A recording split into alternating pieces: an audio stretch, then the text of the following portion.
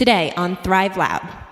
Magic Words is a fun piece of my work that has just grown to be something crazy immense over the last few years. This is a set of words that you can use to get just about anybody to agree to do just about anything without them even knowing what the thing is.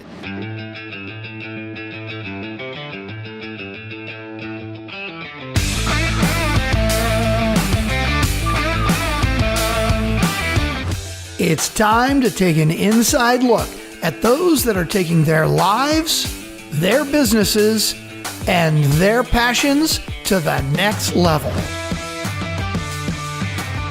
Get ready to thrive loud with Lou Diamond. Okay, welcome everyone to another episode of Thrive Loud with Lou Diamond, connecting you to the most inspiring and amazing people that are thriving each and every day. I'm your host, Lou Diamond, and today's guest is my confidant, colleague, and some would argue British twin brother, Mr. Phil M. Jones. Phil, how are you today? I am wonderful, thank you, Lou. Following that introduction, I'm even better, thanks. So let me share with the Thrive Loud listeners who Phil Jones is, for those who do not know. He is a best-selling author, multiple award winner, and commonly referred to as the world's leading sales trainer. This British rock star has trained more than 2 million people worldwide to coaching some of the biggest brands in the world. Phil's mission is to teach the world to sell. His infectious, thought-provoking style of delivery to make long-lasting change by rewiring beliefs and instilling what he refers to as his magic words, which we will talk about. Phil's written a series of best-selling books, and this July, his new book, Exactly What to Say, is coming out as well. He travels the world speaking to audiences in all corners of the globe. To date, I think he's spoken in over 56 different countries across 5 different continents. Hopefully he doesn't get a booking in Antarctica. He'll be very glad not to. I'd also add he's one damn good-looking gentleman. Phil M. Jones, welcome to Thrive Loud, my friend. Oh, wow. No, it's great to be here. Thanks, Lou. And it's a real privilege to be part of this setup. I'm excited. So I often get a lot of the, hey, Lou, you have a great voice for podcasts, not a good face, but I'll get a nice voice for radio. But I got to tell you, I don't hold a candle to you with your accent. I want to make that clear for everybody out there that all my listeners are in for a treat because you're charming and sound good too, which is important. So Thank you, man. Thank you. So I like to share with all the Thrive Loud listeners my connection to our guest. Phil and I actually met at NSA in New York City. That's the National Speakers Association. And we are both C-suite network advisors. Recently, we were in Dallas at a conference. The two of us were supposed to be leads at different tables, but yet we seemed to position ourselves at the same table and hung out pretty much that entire day. And I could actually say that you make good connections at certain meetings, but the one that you and I made in pretty much only about a 6-hour window was pretty tight, like one of those quick, close friends. Would you agree with me? I think so, particularly being as you put me on the spot. See, I might have a different opinion of it, but hey, no, it was awesome. And I think it's great, isn't it, is to be able to collaborate with people that are like-minded. It's the thing that makes business fun. And in our line of work, it can be quite a lonely existence. You talked earlier on about, being in 56 countries, 2 million people. And I've got the privilege of being rock star for 60 minutes on stage, 90 minutes on stage, and then lonely dude in the bar at the airport by himself with me, wondering why people don't know who I am.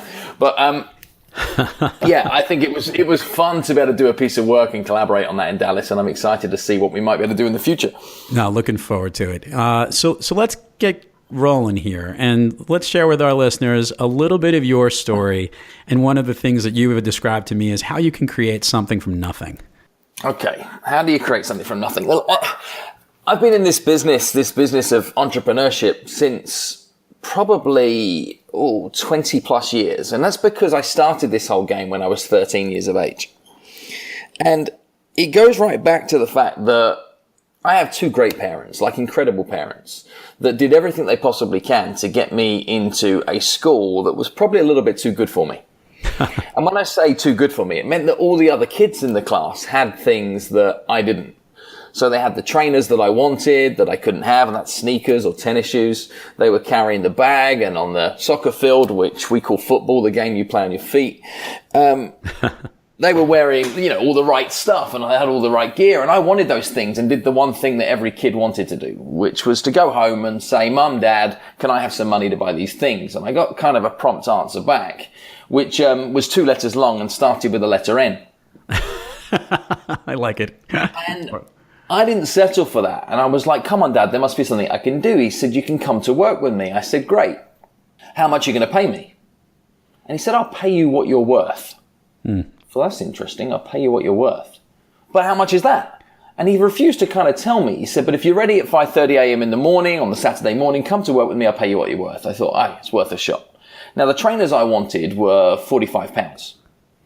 And they weren't really. They were £80. But my friend was traveling from the UK to Florida to go on holiday. And he said that he could get them with the US exchange rate at the time.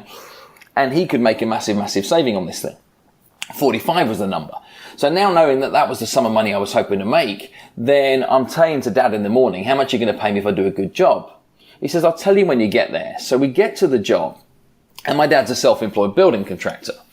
We arrive at a small residential construction site, and what it is, it's a terraced house, like a townhouse, and my dad the day before has stripped the roof off, and the roof is in the backyard, and he's got to go up on the roof and do some clever stuff. But the roof that's in the backyard needs to find its way to a skip, what you'd probably call a dumpster, that is the other side of the yard. My job is to move debris from one place to the other.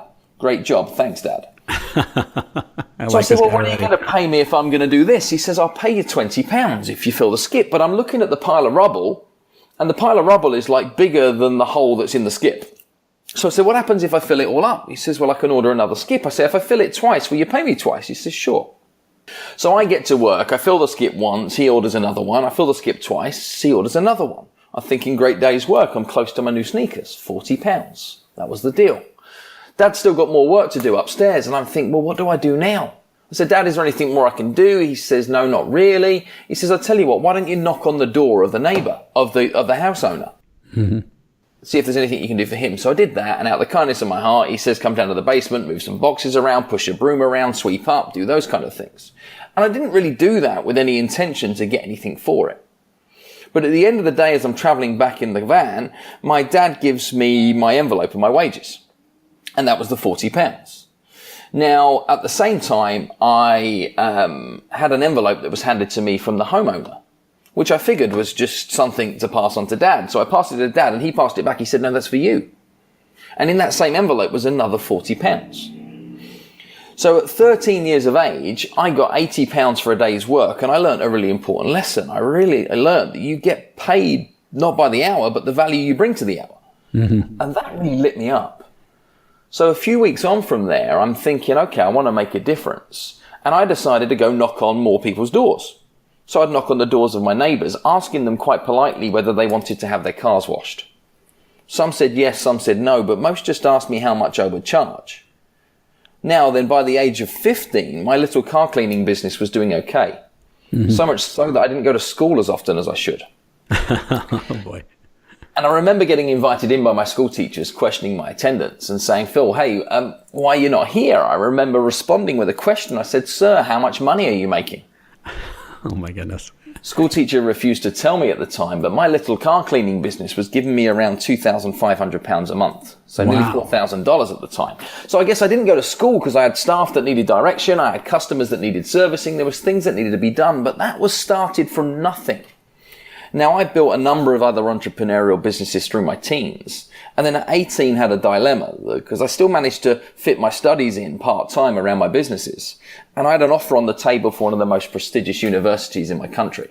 Would have made my parents real proud. Could have gotten that piece of paper for the wall that made them feel like good parents. And I didn't want to do that. So I went and got a proper job. And I learned so much in the corporate world, running big teams. And you know, I was running large turnover businesses at the age of 18 with teams of 30, 40, 50 people, which was kind of a big deal. And turnovers are like £6-7 million. But the beautiful thing about being in a leadership position at the age of 18 is you just don't know what you don't know. Right. So I just followed the stuff I was supposed to do, and I picked up a great deal of things that worked and things that didn't, and got a wealth of experience really quickly from learning from people who were better than I was. Love it. So the question I have for you, Phil, is do you feel that you missed out on getting that piece of paper? Good question. I guess on a personal level, like at the age of 21, I was buying my first house. And I was thinking about investments and considering next career moves, and my friends were worried about student debt. So in many ways, no. Also, professionally, it's had, if anything, a positive impact on my career to have not had that piece of paper. It's actually helped. Yep. On a human level, are there experiences that I wish I may have had? Maybe. Did it cost me in the terms of the fact that I had far less in common with any of the people that I would have been at school with friends-wise? So I very quickly kind of lost touch with a lot of people that I once would have classed as good friends. Yeah, I think there is certainly some significant sacrifice. But all in all, I'm 100% certain it was the right decision for me. So what I loved about your story, by the way, is that you truly have taught a lesson that I'm going to teach my own kid. I loved the advice your dad was giving to help you get to where you wanted to get to. I think that was a great lesson in responsibility and letting you know what the value of work is and what the value of money is. And I think to your point, too many of these people go home and ask the parents for the pair of sneakers, and the parents will just say yes and give it to them. And you don't know how destructive that can be. In the sense that not giving the opportunity to see what people can perform and people can do and appreciate what you have. And I think it's a lesson that I think, unfortunately, a lot of people don't do. I know that my wife and I are pretty proud of how we raise our kids. And I thought that was just a great lesson in the love that you took it to the level that you ended up making more money than any certain teacher and making it, why do I want to be in school when I could do that? Because there is that value of what education is and what a job is, but the experiences that you learned at such an early age is really impressive. I hope you know that, that is the exception more so than the rule. Yeah, I think it probably is, and that's kind of a sad thing more than something that I'm proud of. But there's more lessons in this too as well, and I think, I try and reiterate this back to my dad because he still doesn't even get it, is you can never underestimate the impact that you have on other people just with the tiniest of little things. I've got story after story after story with tiny, one-word sentences or something that somebody has instilled in me once that has then germinated into being like this giant, profound moment in my life because it's become a catalyst for change. And then another thing in that whole piece is a mindset shift. I know there's lots of entrepreneurs that are listening into your show. There's lots of people in successful businesses and in high-powered roles that are listening in. There is a mindset that lots of people have that is, pay me and I'll do it. And they're looking for somebody else to give them permission. Yet anybody I've ever met that's created something, that has reached a high level of success, understands that you have to do it and then you get paid. It's a great lesson. And I think, look, you've learned it at an early age, which has worked to your advantage. And I also think you have a different perspective than most people from that. And everyone loves the fact that you can, when you hear great speakers and you hear great leaders, a lot of that uniqueness of their background or the path that they took is what people admire and listen to and learn from. And it's interesting, the entrepreneurial spirit is raw in you, and it's fun. You could see the energy. A story that you and I had. I mean, literally, I watched you negotiate something that I considered purchasing for my business, and took the reins and said, "Let me handle this," and just jumped right into it, showing not only your initiative but also your salesmanship. And let's talk about this. You have truly worked with thousands upon thousands, if not millions, of people, and helping to guide them with advice and ways to do things. What do you think has been the main differentiator in the way that you train salespeople versus others? That's a great question. It's the first time I've been asked it, and I'm pleased that you've asked it. Now, I position myself as a sales trainer because it's what people think that they want. Yet the work that I deliver is far from what many would class as a stereotypical sales training set of circumstances. In fact, I hate the preconceived idea of what sales, selling, salesmanship, and sales training is all about. Because it's just this stigma attached to it. People see sales as a dirty word. When I ask people to think about what selling is, they often shudder. And I've never met a kid that says, when I grow up, what I want to be is. yet everybody in some way, shape or form is selling something, be it a product, an idea, or maybe even a service, but we're asking people to be changing. And if you're not selling, well, what are you doing? You're buying, aren't you? So that's the only other alternative. So everybody needs to buy or sell something. And where I look to try and differentiate is to understand that, well, both parties have to win. There is something in the world of sales where I ask people some questions and I might ask them, okay, so what are you fearful of? And they're fearful of rejection. Yep.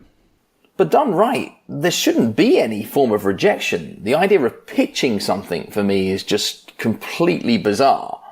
Because what we actually are is we are people that help people through the decision-making process. There must be a genuine opportunity for both parties. And what our role must be in that is to help them through the decision-making. So if we could rename what a salesperson is, and instead of call them a salesperson, help them understand that what they are is either decision catalysts or, better put, professional mind maker-uppers, then I think people could get their head around it a little more easily. I'm interrupting and laughing at you because it's so funny because my whole entire life I have recognized that the word sales has never been the right word, and it's not because it's intended to be that way. It's just that there isn't the vocabulary. We always go to the result. The result ends up being the sales, and that's what we named it. And you're so right. Whether it's my favorite business card I ever saw, which laughed at, I was at a sales conference and it read top line growth enabler, which was getting it a little bit over the top, but not recognizing they were a salesperson. But you're right. These are people that are connecting people. These are people that are helping them to make that final decision making. And I'm just laughing in agreement with you because it's so spot on. And it's so funny though that people try and hide from it. So what they try to do instead is they do things like that is, top line growth enabler or business development consultant or, anything they possibly can do to avoid the fact that they are responsible for selling something. Yep. But I'll stand in a room full of people and say, who likes buying things? And everybody's hand goes up. Right. So what we have to do is to try and shift the perception. So I might say that my mission is to teach the world to sell. It's also to teach them to do it as something very different to what they currently understand to be true. And we cannot have the measure of great salesmanship being this thought behind, delivering something that is unethical or something that is manipulative or something that is leaving the other person feeling like they're out of pocket. In today's day and age where the internet exists, you cannot turn up and shaft somebody for too much money for the wrong kind of thing without being prepared to deal with the consequences. No, so true. I wanted to shift a little bit here, and it's not really shift. It's really to understand something better. Talk to me about the magic words. Magic words is a fun piece of my work that has just grown to be something crazy immense over the last few years. And it used to just be something that I would drop into my sales training workshops. And I started this business by genuinely wanting to help local independent business owners who were good at what they were doing, but struggling to get the results they knew they were capable of because they didn't know how to make stuff happen. So I tried to simplify everything in the business development space by helping people think that they might have some superpowers. And breaking things down to precise tactical approaches that people can put into play. And part of this was me talking in terms of magic words. And what I've learned through the people that I've trained and the businesses that I've built and the conversations that I've had is quite often the difference between you and somebody like you and a customer choosing you or choosing somebody like you isn't your product, your service, your price. It's in the moment, in the conversation, knowing exactly what to say, when to say, and how to make it count. Not just that, there's a part of the human brain that makes decisions for us effortlessly, day in and day out, without us even thinking about it. And that's the subconscious. It helps us to breathe, it helps us to drive, it helps us to make impulsive decisions, because without it, we'd get lost. One of the biggest costs to sales isn't people choosing to say no.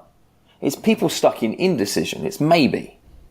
And if you can talk to a part of somebody's brain that doesn't have a tolerance for maybe, it only has yes or no, then chances are you can accelerate that decision-making process. And I just learned stacks of words that talk straight to this subconscious brain that can get other people to do stuff quickly and give you a fair advantage when it comes to spoken word. And this is an art that's just disappearing. People think that every transaction is done over the internet and that there is nothing that happens in true conversation. Back to the start of what we talked about today is we wouldn't have the relationship we have right now if it wasn't for the fact that we got some belly time, you get face to face, and that you find some common interest. I'm fearful that these skills are missing. And what magic words are is a way to give people confidence to enter into some of these conversations and get more of the outcomes that they want by giving them some structure. It's great. Give me some examples of some of the magic words just so the listeners have an idea. All right, let's have some fun with this. I might need you to help me out though, because first set of magic words I want to give you is, well, in fact, this is a set of words that you can use to get just about anybody to agree to do just about anything without them even knowing what the thing is. Are you okay with that? I'm set of perfectly words fine. You can use to get somebody to agree to do just about anything. And to kick this off, can you do me a small favor? Absolutely. There's the words. There you go. Right? Now, why is it the request of a favor gets a unanimous yes in the other direction before the other person even knows what the words are? You don't even know what you're being asked to do, and it's because you think I'm reasonable. Now, you've said yes in advance. I could ask you at this moment in time to read the times tables backwards. I could ask you to tell me about something you did inappropriate at an early point in your life. I could ask you to dance around in the room you're in right now, and you've already agreed to do it. Mm-hmm. So let's think about where you can use that in the marketplace. And I guess one of the things that everybody wants to have more of in business, it doesn't matter what you do, is more referred business, right? Would that be fair? Fair enough. So let's just think about where we can use that set of words. I hear all these, tremendous strategies for referrals. Yet still the challenge is, where do I fit that conversation in? There's a point in conversation that is the perfect point to ask for referrals, and it's at the point where the other person is happy. What do people say to you when they're happy? What do they say when they're happy? Well, they like something, usually. Yeah, and okay, but there's a specific thing. If somebody's done something for you work-wise and you did a good job, that's it. Yeah, that's all that people say. So when you hear those words, thank you, what do you think? Gratitude. Someone has done something for me. Yeah, so you feel okay, and probably in your mind, what you're doing is you're patting yourself on the back thinking, I did a good job. Right. Feeling good about yourself. And that's the wrong thought to have. See, when somebody says the words thank you, you've got to understand what they really mean. The reason we give thanks is because we felt indebted. If you take it back to the purest of forms, that's how we were feeling when we say thank you. And the thank you repays the debt, gets us back to a feeling of being okay. That's just human behavior.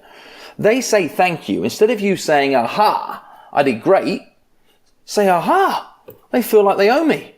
What could I ask for? That's your cue to go. You couldn't do me a small favor, could you? You watch everybody now respond and say yes. Right. You've also got their complete 100% attention, and you've got them willing to help because it comes at a point where they were desperate to be able to help you. Let's play the rest of the conversation out and you'll see the power in word choices. The next thing I'll say are the words you wouldn't happen to know. Why would I say you wouldn't happen to know as opposed to do you know? Because you're if you say do you know, you're going to get that yes no response.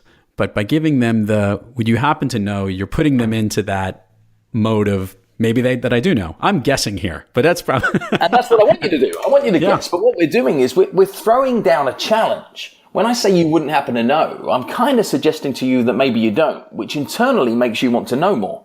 Love it. Makes you want to prove me wrong. So you wouldn't happen to know. Maybe just one person. Why would I ask for just one person as opposed to anybody?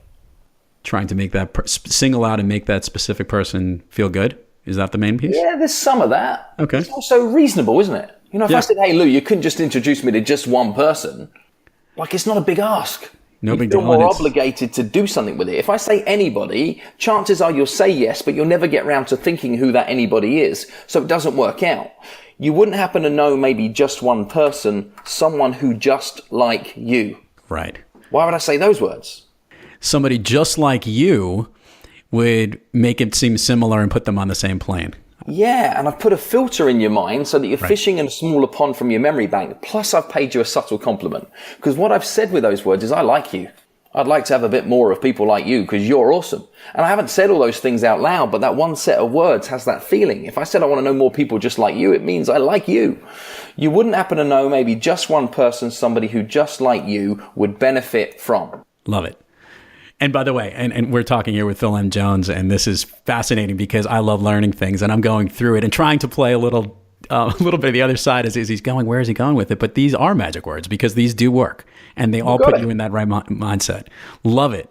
As you've been going through this and working throughout the whole process in understanding this, most of this has been through your experience in your own businesses, or this has been things that you've observed through your communication, your speaking. How have you picked up all these different things, or has it just been from all your life experiences that you've collected them? It's everything, right? You can't put a number. I mean, I study books like crazy. I mean, you can learn so much. There's something else that I do a great deal of is when I meet somebody else who's awesome, I just try and sit them down and ask for the one thing that everybody loves to give, which is their opinion. And I can learn a huge amount from just asking other people cool stuff and zipping up and listening. I've been in the conversation business now for like 22 years. So that's a lot of conversations. And I'm just fascinated by the difference that it makes. So yes, I've read some stuff. Yes, I've done a boatload of stuff. Yes, I've worked with a huge number of clients. One of the consultancy things that I love to do is I work with organizations on their call scripts and their call tracks. And I've had huge fun listening to thousands of telephone conversations from call centers where people have had the impression of wanting to get a result out of that call, and then had huge fun changing some processes and structures and scripting and seeing something go from like a 17% conversion rate to a 75% conversion rate with a change in nothing but word choices. So, I know this stuff works. Why? Because it's tried, tested, and proven. I do need, though, to give a health warning on this is, don't tell people from the other sex that you know how to do this stuff. Yeah, I can understand how that could work to your advantage or disadvantage for that matter. Yeah, I nearly wrote a book called How to Get Just About Anybody to Do Just About Anything. And I realized it probably wasn't a good title to be known to have written. One other word of warning, though, is the things that I teach when it comes to word choices, none of it works with all of the people all of the time. Right. Just works with more of the people more of the time. And it's that compound effect that goes from the difference of having like a fair year to an amazing year. So You have to commit to understand that these subtle differences are what make all of the difference. Not, I tried that thing once, Phil, and it didn't work, you're useless. It has to be something you're committed to change on. Yeah. And it isn't just what you say, it's how you say it. It's very true. And there's the other piece I'd add to it. It's also, there is a genuineness to it as well. Because one of the gifts of great leaders and great salespeople is the ability to, while you're having this language, it's not a matter, we're not playing mind tricks. We're really saying the things that we're trying to connect people on, and we're trying to expedite that connection. You got it. Yep. And combining that together, here we are combining our superpowers. Because by the way, I do believe we have superpowers. As you said that earlier, I'm like, what do you mean? Of course we have superpowers. Yeah. It's a matter of unleashing them. And this is great, by the way, very helpful. I hope the Thrive Loud listeners are appreciating even just this little snippet here from Phil. Phil, I always like to ask this question, because you and I can go on for hours with this, but I want to ask this question. When you have been very successful, you are driven, you're motivated, but all great leaders have moments when they're not thriving. Who do you seek out to get you back on track? Who do I seek out? This is a real hard question, because the further you go in life, the fewer people you find that can inspire you. And I guess where I go, and this is like, because I could give you an answer of people that I think are awesome, but I don't think that's the question you're asking me. I probably go back to a version of myself, and I'm looking here right now as you ask. Next to me on my desk is a poem that I wrote. And it's a poem I wrote at a remarkably dark time in my life. Back in 2011, like, my life fell to pieces for a variety of different reasons, with like personal stuff, with business stuff, and I was up and against it. My house was about to get repossessed. It wasn't a successful time. I was successful in my business, but everything else was strained too far. And I just pushed it too hard. I just pushed everything too hard. I was running out of money and thought I was superhuman and nearly died. So I guess where I look to my darkest spots, and I look for where the success leaves clues. I'd love to read the poem to the listeners if it would help. I wasn't expecting to today, but I can't stop looking at it in this minute. Would you mind to do it? We're up for it. I love it. Let's do it. And it probably tells its own story. And it's a poem I wrote called If. And I wrote it at 3 a.m. in the morning as I pulled into a motorway service station, thinking that if I didn't, I'm probably going to crash into a central reservation. And it reads as this: if life could be easier, I would be more of what I want. Enjoy all the things I love and none of what I don't. If the economy was better, more cash would come my way. My accounts would look better and the pain would go away. If Lady Luck would visit, good fortune shine on me, I could get what I deserve and be all I can be. If is just a question, the blame pointed elsewhere, excuses and denial. In fact, it's just not fair. If I am to be successful and have that all I desire, at first I simply look inside, pour fuel upon the fire. If I believe in myself, be what I need to be. If someone else can do it, can someone else be me? If I'm prepared to take the action, climb mountains on the way, follow through, don't give up, let nothing get in my way.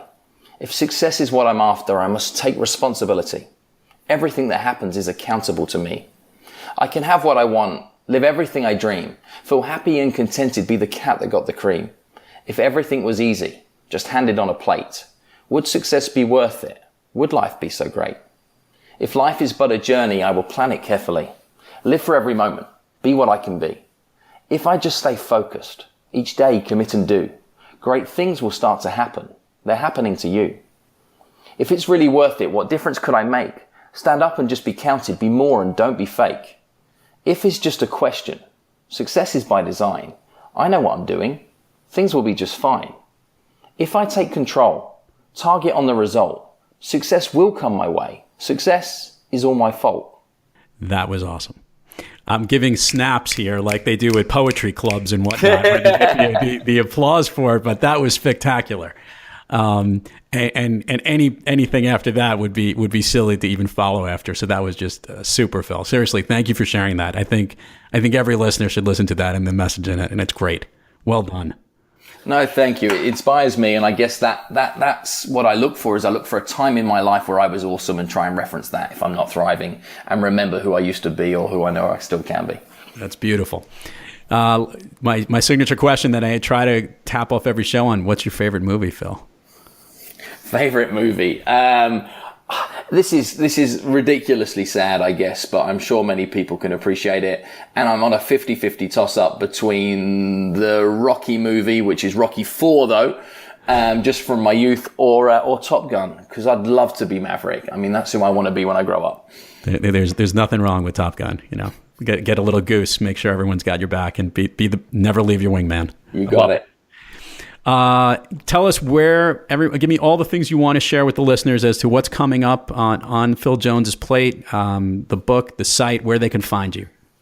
I guess the biggest thing for me right now is I want to get my new book, Exactly What to Say, into as many people's hands as humanly possible. So if anybody listening in can stop by, grab a copy, leave reviews, tell me what they like about it, tell others about it. My absolute goal is not to make a fortune from this book, but I'd love to see it on the shelves and in people's top 10 lists and perhaps maybe go down in history as one of those modern classics. That's a big deal for me. If you want to learn more about me as a person, me as a business, philmjones.com. You can pick up a huge amount of information there. And remember the M, because without it, you're going to find a Manchester United and England soccer player. And then join the conversation. I love to hear back on these things and find out what you took from it. And if there's anything more I can get for you. So Twitter's a great place to find me as a real person. And I'm at PhilMJonesUK. And find me on LinkedIn. I'm really happy to kind of learn what you took away, most importantly, and what you're going to do with this stuff. Because knowledge isn't power, it's the implementation that gets you the results. Phil Jones, spectacular show. Thank you so much for sharing, and it was great to have you on today. Hey, you're welcome. Thank you once again. Anyway, thank you all for joining us. And until next week, keep thriving onward and upward. And remember, be brief, be bright, be gone. You've been listening to Thrive Loud with your host, Lou Diamond. Make sure to subscribe on iTunes or wherever you get your podcasts, and follow us on Twitter and Facebook at Thrive Loud, or find us on the web at thrivepartners.net.